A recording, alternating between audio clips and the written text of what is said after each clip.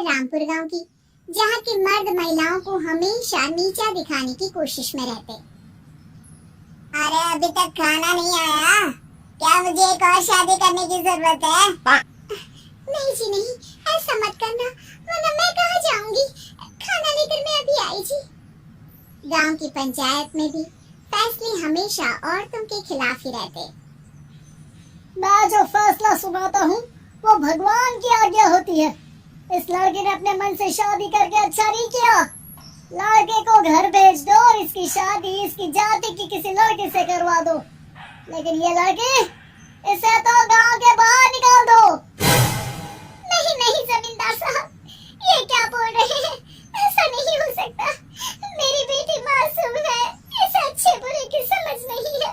अरे कहाँ जाएगी ये बेचारी? कहाँ जाएगी? इतनी चिंता है तो पूरे परिवार का गांव निकाला कर देते हैं। बेचारे पूरे बसे बसाए परिवार को गांव छोड़ना पड़ता है।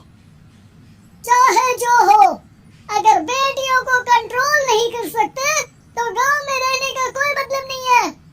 यहाँ औरतों को दब कर रहना होगा। कोई भी अपने हिसाब से कुछ नहीं कर सकता।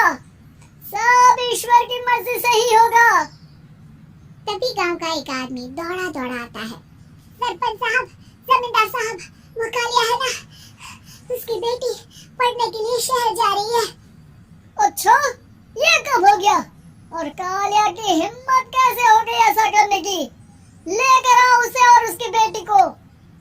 बस फिर क्या था, हाजिर हो जाते हैं कालिया और उसकी बेटी सरपंच के सामने। और कालिया, ये क्या सुनने में आ रहा है? बेटे को इंजीनियर बना रहा है तू? और ये बता, गांव में तो स्कूल नहीं है, फिर कहां से इतनी क्लास पास कर गई तेरी बेटी?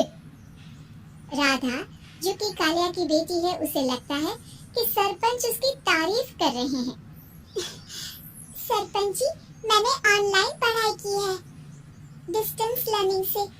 सभी में मैंने अच्छे नंबर पाए हैं, जिसे देखते हुए शहर की इंजीनियरिंग कॉलेज में मुझे स्कॉलरशिप मिली है। वाह जी वाह, क्या होती है ये? पहले तो ये बताओ, फिर आगे की बात करते हैं। पूरा गांव राधा की बात सुन रहा था और राधा बोलती जा रही थी। तो ऐसे मैं फ्री में एक अच्छी शिक्षा लेकर गांव में जो कुछ परेशानियां हैं, जैसे बिजली, पानी और इंटरनेट जैसी समस्याओं के लिए काम करूंगी। मैं गांव को शहर से जोड़ने के लिए पुल का निर्माण करवाने का प्रस्ताव रखूंगी। मुझे पूरी उम्मीद है कि जल्द ही हमारा गांव भी तरक्की की राह पर चल पड़ेगा। राधा की बात सुनकर सारे गांव वाले ताली बजाने लगते हैं। सरपंच को समझ नहीं आता कि वो क्या करे।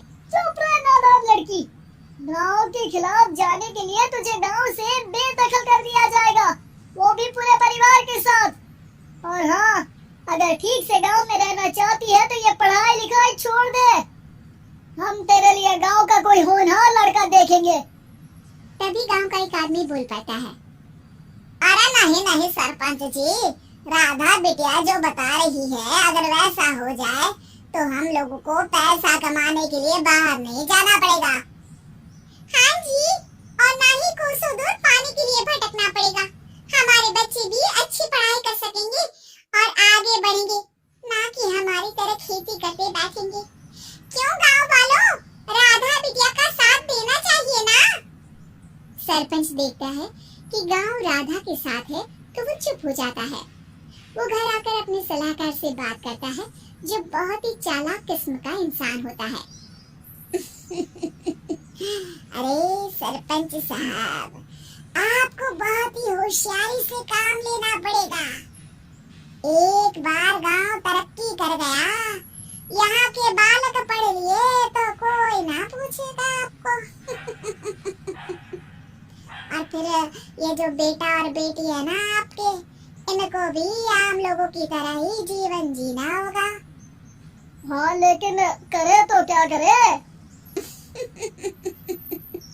वो ना आप मुझ पर छोड़ दीजिए, बस मैं जैसा बोलूं करते जाइए। अगले रोज सुबह जब गांव वाले सोकर उठते हैं तो राधा के घर के बाहर और साथ ही वो लोग जिन्होंने राधा का सपोर्ट किया था, उनके घर के आगे लाल रंग से कल आऊंगी लिखा होता है। कल आऊंगी, ये क्या होता है? अरे ये तो खून से लिखा है, लगता है कोई भूत प्रेत या चुड़ैल का साया है। चलो सरपंच जी के पास चलते हैं। सभी सरपंच के पास जाकर उसे सारी बात बताते हैं। और ये तो बड़ी मुश्किल की बात है।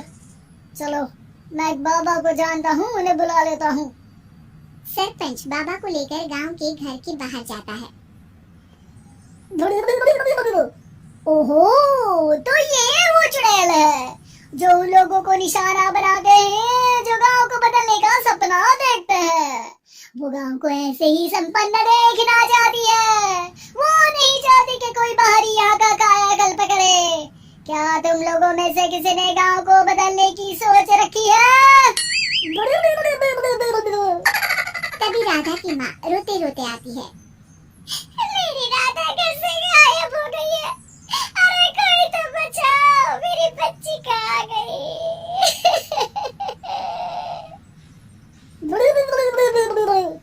ले गई वो चुड़ैल, तेरी बच्ची को ले गई। अब वो उसे श्रापित करके छोड़ेगी, उस पर चुड़ैल का साया हो जाएगा। तभी बुरी सी हालत में राधा भी वहाँ आ जाती है। उसके बाल चुड़ैल की तरह फैले होते हैं और कपड़ों में खून लगा होता है। सभी राधा को देखकर डर जाते हैं। माँ, पता नहीं मुझे कौन उठा कर ले गया था। अरे दूर दूर हो जा चुड़ैल, अब हम लोग इस गांव में नहीं रुकेंगे। अरे कैसी बातें कर रहे हैं आप? कल तो आप मेरे भरोसे गांव का हुलिया बदलने, अपने बच्चों को पढ़ाने और तरक्की उन्नति की बात कर रहे थे, तो आज क्या हो गया आपको?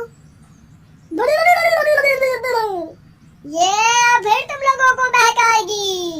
ये चुड़ैल गांव में आ चुकी है। ऐसे ही ये तुम्हारे घर के बच्चों को भी ले